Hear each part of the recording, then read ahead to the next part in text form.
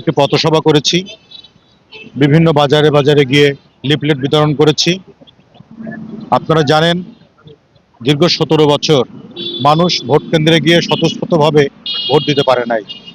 সেই সুযোগটি আল্লাহ পাকের হুকুমে এবার আগামী ১২ তারিখ ফেব্রুয়ারি মাসে ২০২৬ সালে এই ভোট দেওয়ার সুস্থ সুন্দর পরিবেশ ফিরে এসেছে।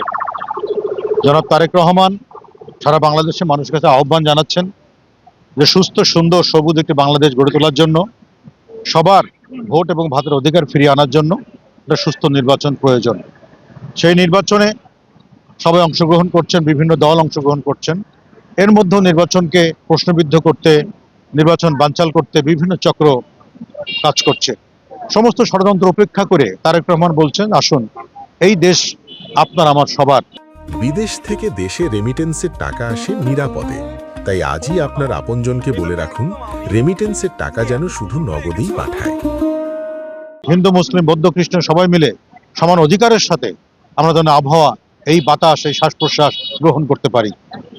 আমরা সবাই মিলেমিশে যদি আগামী ১২ তারিখে ধানের শীষকে ভোট দিয়ে জয়যুক্ত করতে পারি এবং জনাব তারেক রহমানকে দেশের প্রধানমন্ত্রী আল্লাহ পাকের হুকুমে যদি উনি হতে পারেন, তাহলে এই দেশ সুস্থ সুন্দরভাবে পরিচালনা করার জন্য বিভিন্ন প্রতিশ্রুতি দিয়েছেন।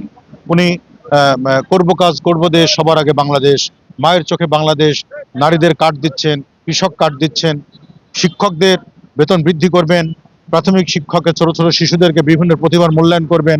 সমস্ত ক্ষেত্রে যোগাযোগ ব্যবস্থা আন্তর্জাতিক বিশ্বের সাথে তাল মিলিয়ে বাংলাদেশ উন্নত করা, খাল খনন প্রকল্প, যে রাষ্ট্রপতি জিয়াউর রহমানের যে খাল খনন প্রক্রিয়া ছিল সেটি অসমাপ্ত কাজ সমাপ্ত করবেন। তার মায়ের রেখে যাওয়া, আমাদের প্রিয়নেত্রী দেশনেত্রী এবং খালেদা জিয়ার রেখে যাওয়া যে কর্মকাণ্ডগুলো রয়েছেন সবগুলো সফল করার জন্য উনি বাস্তবায়ন করার জন্য প্রতিশ্রুতি দিচ্ছেন। সেই ক্ষেত্রেই আমরা আজকে গাজীপুর ৩ আসন রফিকুল ইসলাম বাচ্চু ভাইয়ের আসনে কাজ করছি। আমি বিভিন্ন এলাকায় যাচ্ছি সারা বাংলাদেশেই। আপনি জানেন যে আমাকে নির্বাচন পরিচালনা কমিটির মেম্বার করা হয়েছে, সাংস্কৃতিক কমিটির প্রধান করা হয়েছে। তো সেই আলোকে আমাদের সবার কাছেই দোয়া চাই এবং সবার কাছেই একটি আহ্বান জানাই যে আসুন আমরা ১৭ বছরের এই গ্লানি থেকে মুক্ত হই এবং এই বাংলাদেশ আপনার আমার সবার, এই বাংলাদেশে সুস্থভাবে বাঁচার অধিকার সবার আছে।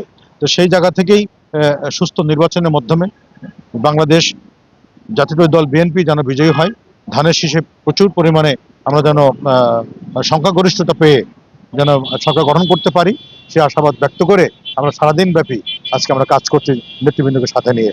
আমাদের আল্লাহ পাকের দরবারে প্রার্থনা যে আমরা যেন সফলকাম হতে পারি।